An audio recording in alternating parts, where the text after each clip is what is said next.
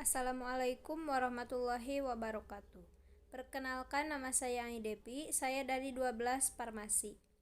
Di sini saya akan menganalisis struktur dan kaidah kebahasaan dalam teks editorial. Oke, kita mulai dari struktur teks editorial. Struktur teks editorial terbagi menjadi 3 bagian. Yang pertama, tesis atau masalah atau pernyataan pendapat. Yang kedua, argumentasi. Dan yang ketiga yaitu penegasan ulang. Mari kita lihat secara rinci per strukturnya. Tesis atau masalah atau pernyataan pendapat. Bagian ini berada di awal teks editorial. Bagian ini berisi sudut pandang penulis terhadap permasalahan yang diangkat. Bagian masalah berupa pernyataan atau teori yang akan diperkuat dengan argumen. Oke, kita lanjut ke bagian struktur kedua, argumentasi. Bagian ini merupakan bentuk alasan atau bukti yang digunakan untuk memperkuat pernyataan dalam tesis. Argumentasi digunakan untuk menolak suatu pendapat. Argumentasi dapat berupa pernyataan umum atau generalisasi, atau dapat juga berupa data hasil penelitian, pernyataan para ahli, atau fakta yang didasari referensi yang dapat dipercaya. Pada bagian ini tampak keberpihakan penulis terhadap pihak-pihak yang terdapat dalam teks editorial. Oke, bagian struktur yang terakhir, penegasan ulang. Bagian ini berisi penguatan kembali pendapat atau argumen yang ditunjang oleh fakta dalam bagian argumentasi. Pada bagian ini, penulis mengungkapkan opini atau pendapatnya terhadap permasalahan yang terdapat dalam teks editorial. Bagian ini juga berisi solusi yang ditawarkan oleh penulis terhadap permasalahan dalam teks editorial. Oke, saya sudah menjelaskan struktur teks editorial dan penjelasannya.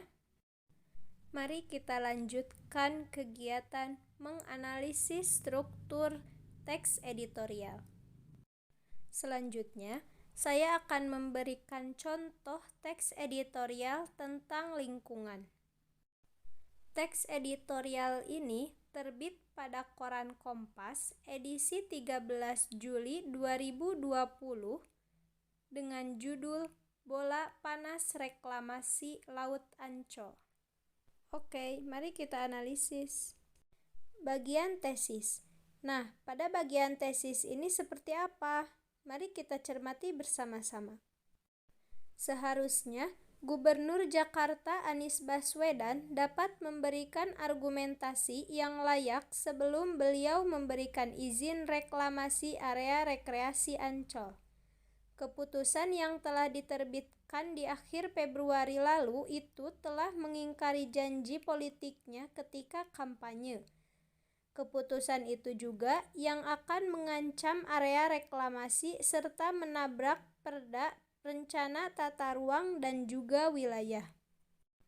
Anies telah memberikan putusan dalam memberikan izin perluasan Dufan serta Taman Impian Jaya Ancol di sisi bagian timur, yang masing-masing selebar 35 dan 120 hektar.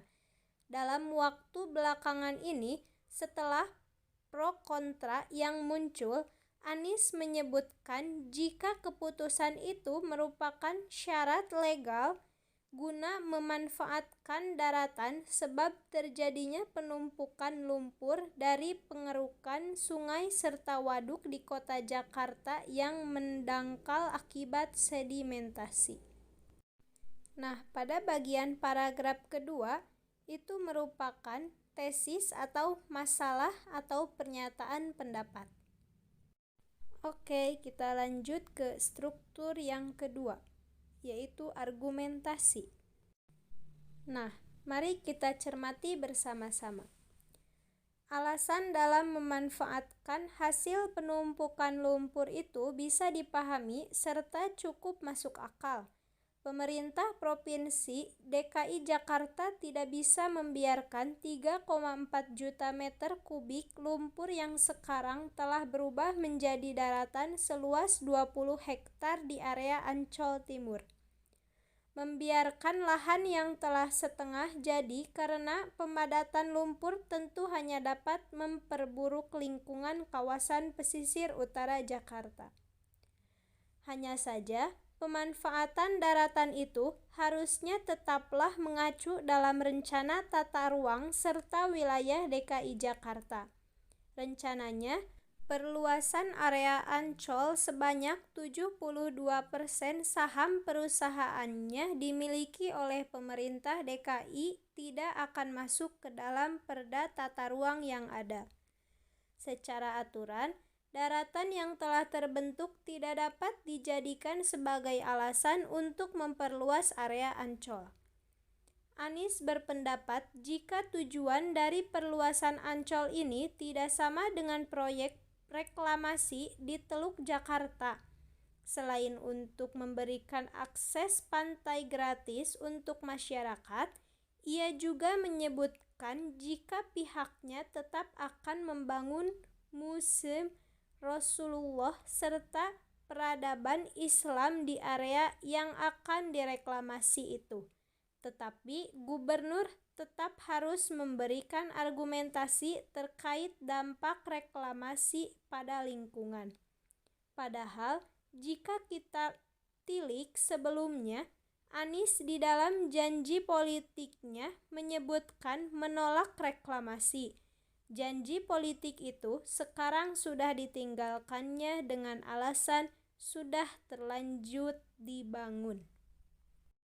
Dalam pernyataan tersebut terdapat alasan atau bukti untuk memperkuat pernyataan dalam tesis. Oke, kita masuk ke struktur bagian penegasan ulang. Mari kita cermati lagi bersama-sama. Agar reklamasi Ancol tidak memicu persoalan di hari berikutnya, Anies sebaiknya mencabut keputusan gubernur yang sudah ia berikan. Kemudian, ajukan terlebih dulu rancangan peraturan daerah terkait rencana rinci tata ruang dan wilayah yang juga mengatur perluasan Ancol lengkap dengan usaha untuk menghindari dampak kerusakan lingkungannya.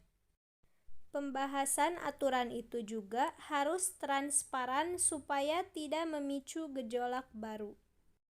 Nah, pada bagian penegasan ulang ini terdapat penguatan kembali pendapat atau argumen yang ditunjang oleh fakta dalam bagian argumentasi.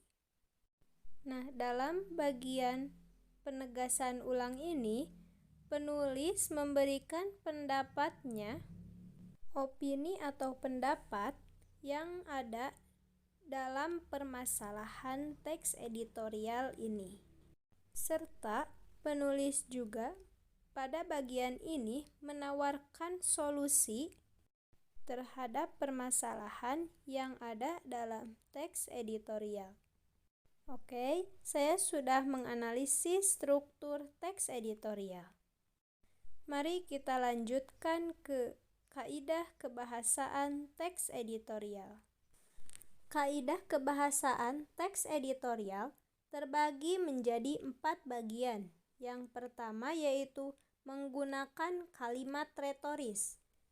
Kalimat pertanyaan yang tidak ditujukan untuk mendapatkan jawaban.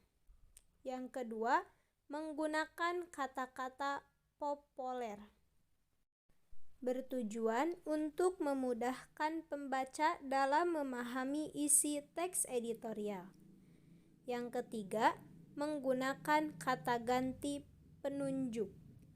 Adanya kata penunjuk yang merujuk pada waktu, tempat, peristiwa atau masalah lain yang menjadi fokus ulasan. Dan yang keempat, menggunakan konjungsi kausalitas. Menggunakan konjungsi yang menyatakan kausalitas seperti sebab, karena, sehingga, oleh sebab itu, dan oleh karena itu. Oke, hanya itu yang bisa saya sampaikan. Mohon maaf bila ada kata yang salah. Wassalamualaikum warahmatullahi wabarakatuh.